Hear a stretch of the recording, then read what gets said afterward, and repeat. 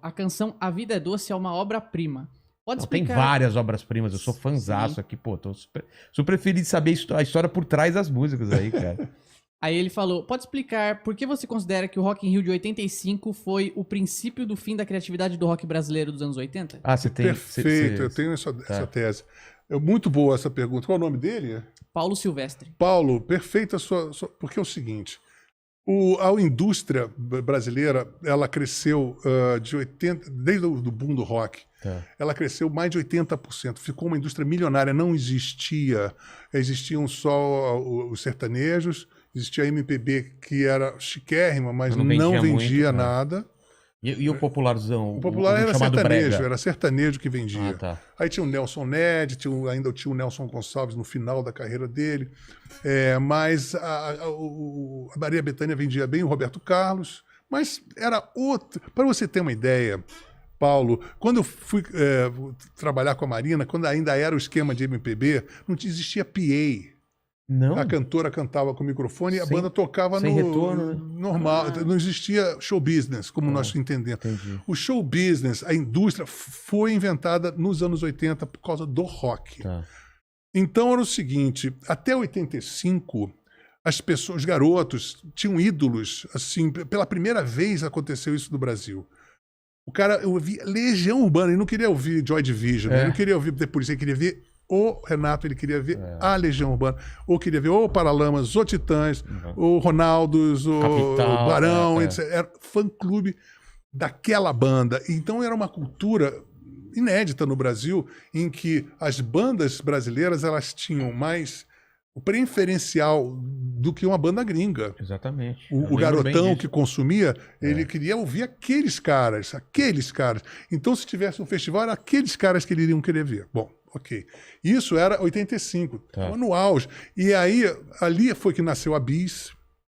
E ali nasceu a Bis, a editora Bis, Abril, e foi justamente começou a derrocada porque começou a ter um culto de que o gringo era melhor. Total. Né? E a submissão dos contratos do Rock in Rio, você vê, todas as bandas tocaram de manhã. Pô, você vai para festival gringo, ou você vai no Coachella, ou no Lollapalooza, nesses festivais onde é que é normal, tem vilarejos, as pessoas, os artistas se encontram, fazem jam session, todo mundo se conhece.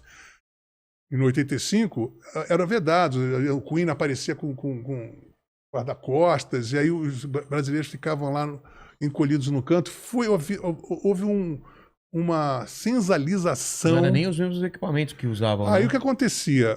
Como foi a primeira exibição grande da música brasileira em contraproposta com a música gringa, e os caras do show business gringo, aí assim, tinha um contrato, que eu vi isso no Rock in Rio depois, quando eu levei as latas, que tinha assim, você só pode 10% do palco, 10% da luz, 10% da potência do som, 10% da visibilidade na imprensa, tudo isso era monitorado.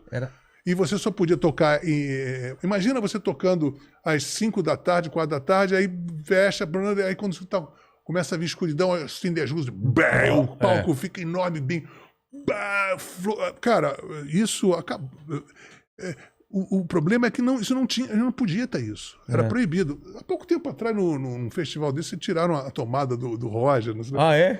Porque é assim. Cara. Então, a partir de um determinado momento, eu falei assim, não faço mais show internacional, porque aquilo ali é um matadouro. Você vai lá, você só vai contrapropor aquilo com você vai ser apenas uma radiografia de contraste horrorosa pro próximo show do gringo que vai massacrar você. Só para o dele ficar parecer melhor do que era. E a partir então desse, aí voltando para fechar essa pergunta. 10% só do palco? Era isso mesmo? Chama Bill Status.